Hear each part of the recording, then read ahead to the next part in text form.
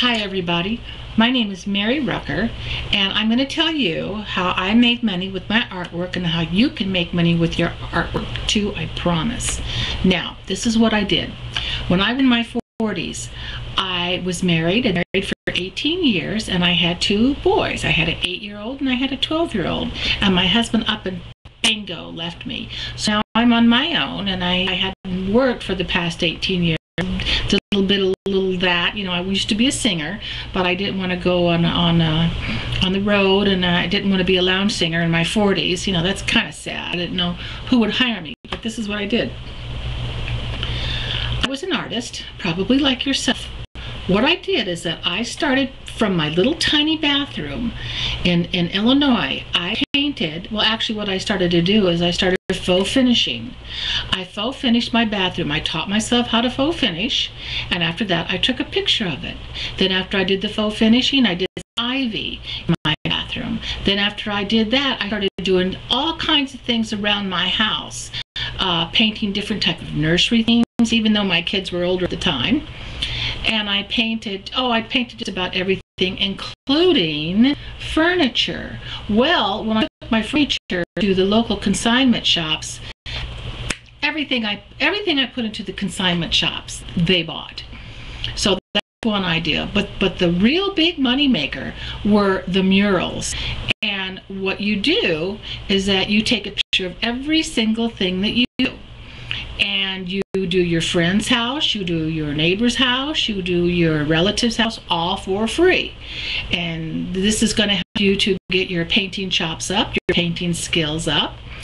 And you take pictures of everything that you do, beautiful photographs, and then you're going to put them in themes. Nursery themes, bathroom themes, kitchen themes, sports themes, teen themes.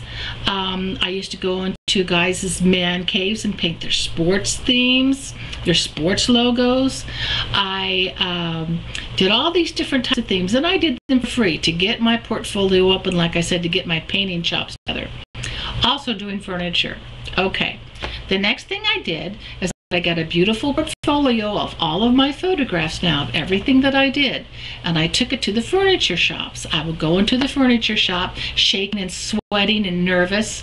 Oh, before that, I went to like Vistaprint and got some cards made, because they're very reasonable, and you can design your own cards. And you being an artist, you could design a real cute card, or go to Kinko's, or just do something on your computer. Okay. But I digress. So I go into the furniture shop, nervous, shaking, very well dressed. Take a deep breath and ask them, "Do you have a decorator? Do you have a designer?" And they would say yes or no or whatever. And then if they say yes, and you ask to speak to the decorator. When you speak to the decorator, or if not, you speak to the manager. You say, "My name is so-and-so. Here is my card. I am an artist. I am a muralist. Here's some sample of some of my stuff, and I would like to offer my services to you for your customers if they ever need it." So you leave with them. You're going to leave with them your card. You're going to leave with them a couple of pictures of some of the things that you already have in your portfolio, just printed out on your HP printer or something, with your name and your address and your information. And then after you do that, then you just go to all the furniture shops in town. Now, when I did that, I did get jobs. The decorators would call me up, and they would work out their own thing with me, to where they would take me in, and they would say, Mrs. Smith here wants a Japanese crane painted on her wall. And then you and the decorator would leave, and then outside of the householder's home, you would say, well, this is probably going to take 2 days to do, and I would like to get at least maybe 250 or 300 or 400 or whatever, you know, amount of money for it.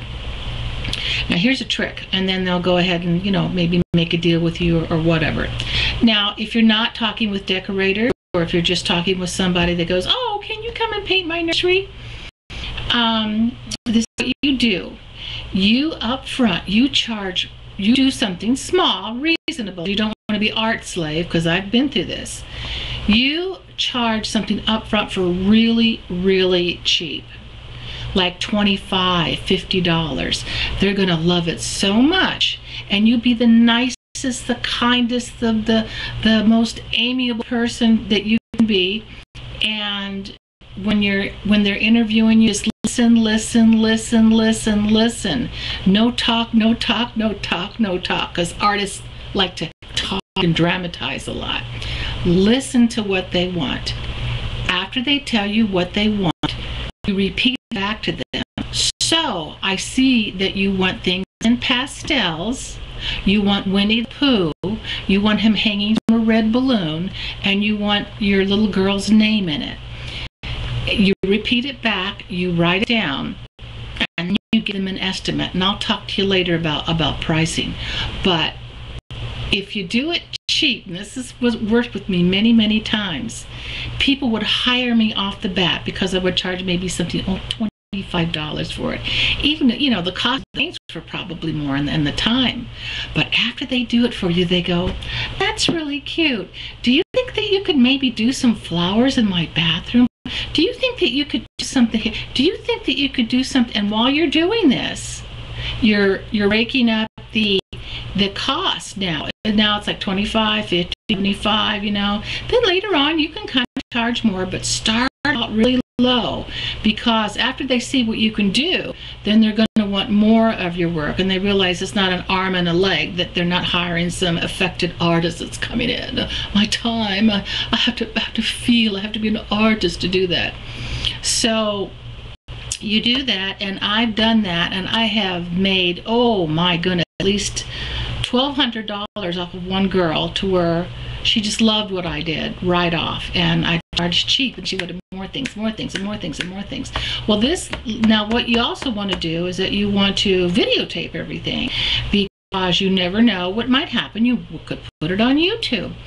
And what I did with my videotapes is that I took them to a local TV station. I wound up having myself a half-hour TV program in the Chicago area called Mural on the Wall.